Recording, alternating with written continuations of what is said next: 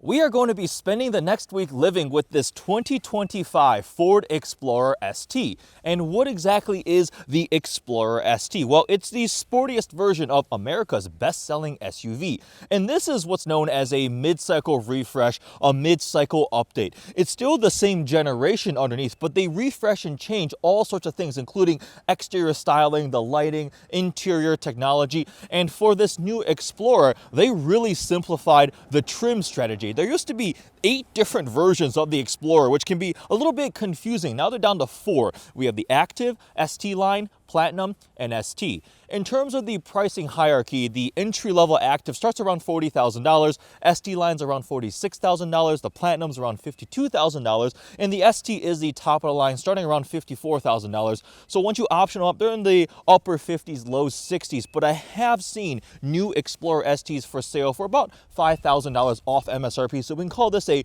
mid-50s to low $60,000 SUV.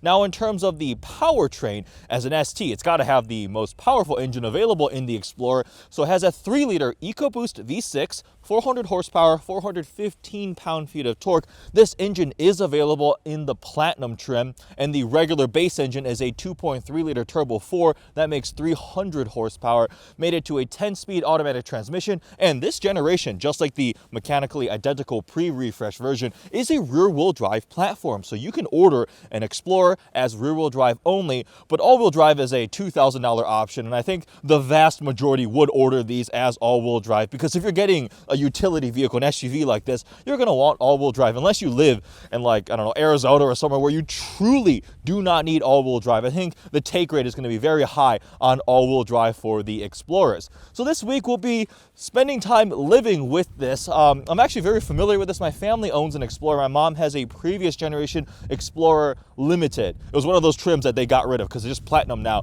but she has an Explorer Limited. We've had it for a couple years. I spent time on this platform before, so it'll be really cool to see what the updates are like and how it integrates into day-to-day life. In terms of exterior design, they've updated the front fascia here. We have new headlights with a DRL up top and a different shape and a slightly different personality depending on the trim. As an ST, we have the black mesh grille, the black Explorer lettering, and then the red ST badge down there. This one is finished in vapor blue paint, which is a really cool metallic color that has a lot of flake to it when it's lighter out. It's got this like bluish gray hue to it. I like it quite a bit, although this week we're probably just going to be subjecting it to lots of snow and salt. We also have 21-inch gunmetal kind of gray wheels with the red brake calipers on the ST. They're also available on the ST line, and the ST line is essentially a lot of the looks, the sporty trim elements, without the full ST treatment. So it doesn't have the more powerful engine, and for example, only the ST gets the paddle shifters on the steering wheel, so the ST line kind of looks like an ST, but not the full ST. You want to know something crazy though? I was looking at the options pricing, and to get a black painted roof on the Explorer, it's shockingly expensive. Take a guess. No, not enough. It's a $5,000 option, which on a $50,000 car, I was like, really? I had to double check the configurator to make sure I had it right. So nearly $5,000 to get the black painted roof. So if you want that, don't order that option. Just get it wrapped, right? It'll be way cheaper. Around back, we have updates to the taillight styling too. We've got these little like angled dashes of light that go across this bar with the black Explorer lettering. We have the ST badge too, and quad exhaust tips as the sporty ST. And for all the Explorers now, they have the towing package as standard. We are heading off to Chicago for the week, so first thing, I'm gonna load up the trunk. Let's see what the cargo capacity is like. Third row seats are currently folded up. Can I fold both down at once? There we go. There's a left plus right button. There's a welcome sequence in the digital cluster, but that does not look like an ST. We have that Explorer text there, double screens. On the freeway now, and we have Blue Cruise equipped on this Explorer ST. So we're gonna go ahead and set up our adaptive cruise control. Lane keeping is on, and there we go, hands-free Blue Cruise. So just sit here and pay attention. Made it out to Chicago, very easy drive. Blue Cruise handled 99% of the driving, hands-free, just sitting here, paying attention, looking forward, so that was quite nice. We are about to go play around with some cars. There's a 911 Dakar in front of me. I am running low on gas, but I'm gonna go do some filming, and we'll hop back in the Explorer ST later. Let's take a moment to appreciate this sunset. Wow, cloudy, gloomy day all day, but a very nice sunset. And the Explorer ST basking in that sunset And this vapor blue paint has a good amount of metallic flake to it. Check that out. With the light hitting it. It's a cool color. The sportiest looking of all Explorers. The big blacked out grille. Wow, that's cool. We're close by the Chicago airport, so I got the jets coming in overhead. 25 miles to empty. We just got a low fuel warning popping up, so we're gonna go ahead and fuel up the Explorer ST. We put in 18.5 gallons of gas, and we're showing 410 miles of total range after driving about 280 miles on the freeway. We are out in the suburbs of Chicago this week, and today is going to be a quite busy day.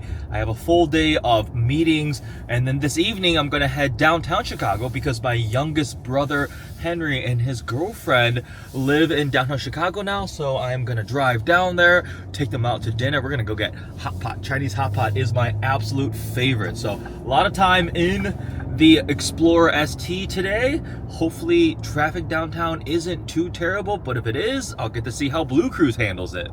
And also in Lincoln's, it is also called Blue Cruise. I recently had a Lincoln Nautilus Black Label that was equipped with Blue Cruise. Initially, they called the Lincoln system Active Glide, but for some reason that naming has been dropped and they just call it Blue Cruise for both Ford and Lincoln.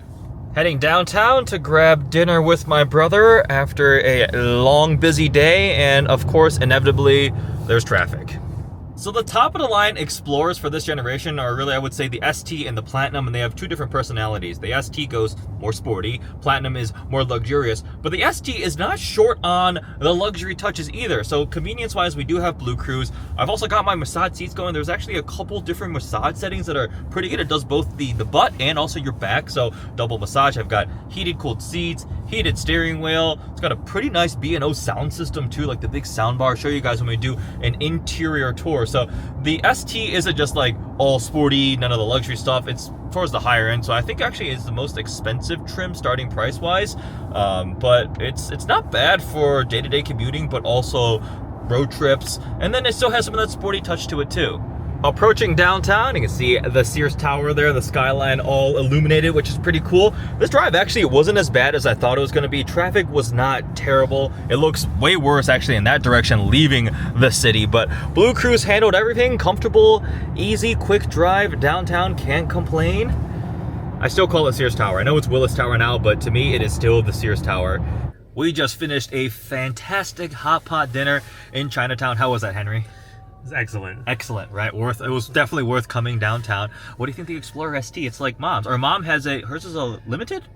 Yes. Platinum? Limited? Yeah. It's a limited. The pre-refresh limited is in our family and it's been fine. It's what, 2 years, 3 years old at this point? It's only 2 years old. 2 years old, 2023? Yeah. This is a mid-cycle update, but what do you think? It has massage seats. This is much better.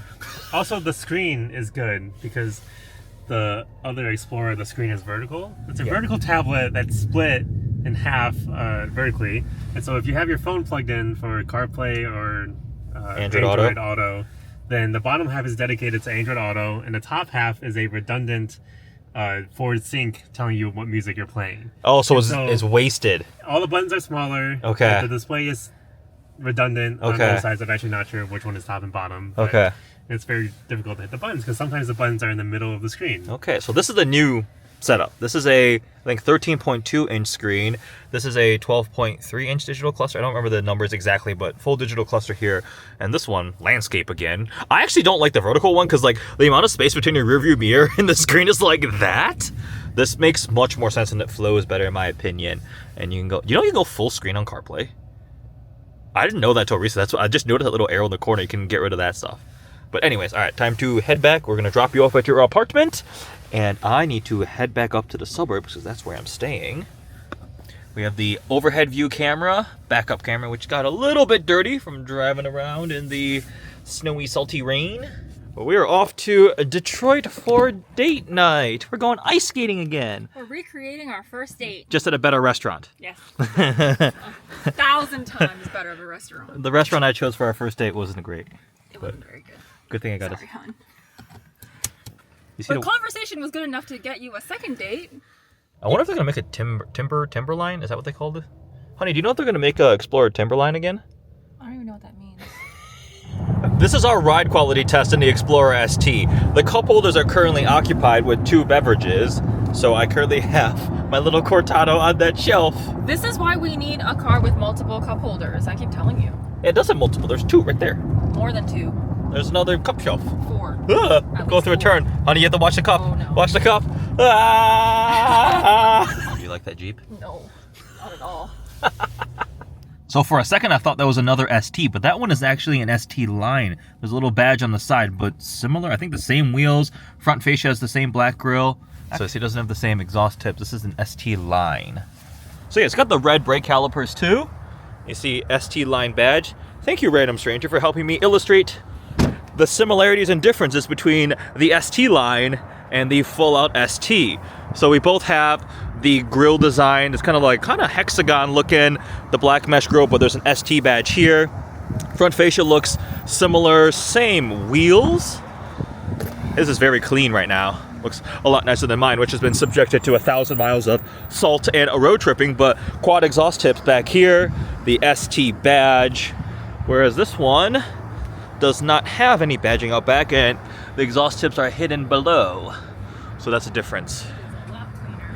Yeah, it's like he probably just had it washed. I drove from Chicago back here, so yeah. Let's check out a couple of things on the interior. So something I like is the wireless phone charging pad is right here, but then you have another pad. It's not wireless charging. We can put things there, a little shelf right here, which is pretty cool. And then more storage down here with this little door that closes. Although I've had a couple times with this door jammed and I couldn't. Oh, there we go. Oh, there you go. So sometimes it doesn't open very easily.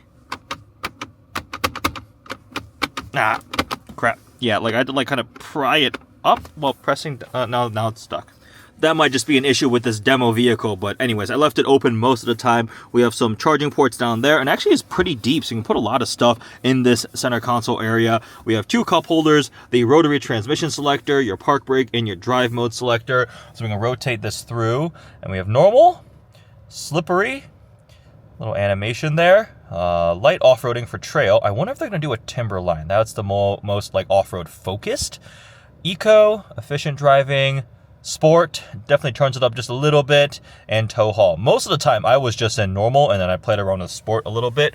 We have the paddle shifters I mentioned on the steering wheel, some red stitching. It's a nice thick steering wheel, feels a little bit sportier with the flat bottom here in the ST badge, and the buttons and controls are super easy to use for your cruise control, blue cruise, volume up and down, forward and back track. That's watching you. That's a little sensor for Blue Cruise. And then another cool thing is this B&O speaker bar. So Bang & Olufsen 14 speaker sound system. It's like 980 watts or something. We have this cloth finished sound bar that goes across your entire dash with a little silver B&O logo on it. And that is properly premium, and it looks really nice, and it sounds pretty good too. I was impressed with the sound system here with the B&O speakers on the door too. And then the rest of it's finished in this textured plastic, some more of that stitched leather look material, and the little details are cool. We have the Explorer lettering right there. A couple of Easter eggs too. We have an Explorer outline there on the windshield, and if I go ahead and open the door, on this side is the Detroit or Dearborn, probably Detroit skyline. That looks like the Central Station, right, the train station there.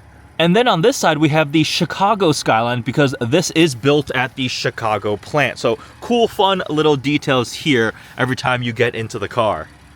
And then we have this cool suede and leather finish on the seats with the red stitching and the ST lettering there. And the Explorer ST is also second row captain's chairs. So we have the individual seats here with the ST lettering too. You can get the bench seat across, but let's go ahead and hop in, check out legroom. Heated seats in the second row. We have this Explorer lettering here, a couple more charging ports, and a full outlet. Got pretty good legroom actually. At night, you can really see those ST puddle lamps, which are pretty cool. They project at a bit of an angle on either side of the car. All right, let's go for a drive and talk a bit about what it's been like to live with the Explorer ST this week. I was actually thinking, what exactly does the Explorer ST compete against? And there weren't many obvious things that came to mind. The Durango 392, the Durango SRT could be an option. But that thing is like ancient in comparison. That platform is so old in terms of the technology, the driver assistance tech, the creature comforts, the way it handles. Yeah, it still has a V8, but it feels like a dinosaur in comparison. But not a lot of manufacturers in this price range segment have like a sportier intent family SUV that I could really think of. Yeah, there's luxury options, but those cost way more. So at that like $50,000 to $60,000 price point, something that's a bit more sporty leaning, I couldn't think of any like really obvious competitors. Honda doesn't really have one. Toyota, Chevy, they don't make something like this. So the ST is a bit unique in that way. Now, this is not meant to be like a track-capable RS model, right? Remember with the Focus, we had the Focus ST and then the Focus RS. You kind of step up in terms of sportiness capability. That being said, if you get an ST Explorer, and I think also ST line, you can go to the Ford Performance Driving School. They have one for the ST, kind of similar to if you were to buy a higher-end sports car or a Raptor, the off-road one, and I remember a Corvette has it, right? I went to the Z06 owner school. Ford did it for like the Boss 302. I think the Shelby also had it to like a track school. So that's something really cool they offer for even an Explorer ST owner.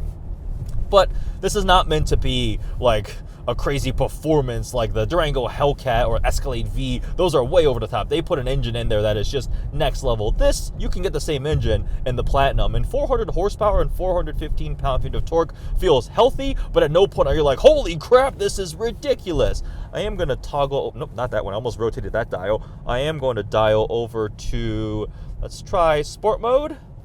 Use the paddle shifters, downshift a bit. Spirited on-road driving. Not the quickest. Second gear, please. There we go. Makes a decent noise. Oh, there we go. All right, that's a bit better.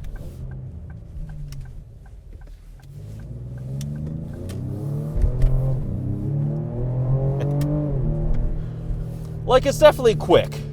It's definitely quick, and sport mode definitely feels a little bit sportier, right? From the steering, gets a little bit weightier. The throttle response is a little bit more responsive. All right, let's try launching it. That's not bad. There's 60. I think I saw it's been tested to 60, maybe the low 5-second range. So it really has some sporty credentials, and that leads me to some of my final thoughts on what it has been like to live with the Explorer ST. This thing really is targeted more towards enthusiasts. The regular buyer who needs a Ford Explorer family SUV would likely end up being better served with the Platinum because it's a little more luxurious and plush and has some of those aspects to it with all the practicality. But it's cool they offer the ST, but also it makes sense why there's an ST line for some of the buyers who want some of the sportier looks and details in the wheels and things like that, but they don't necessarily need the full ST experience.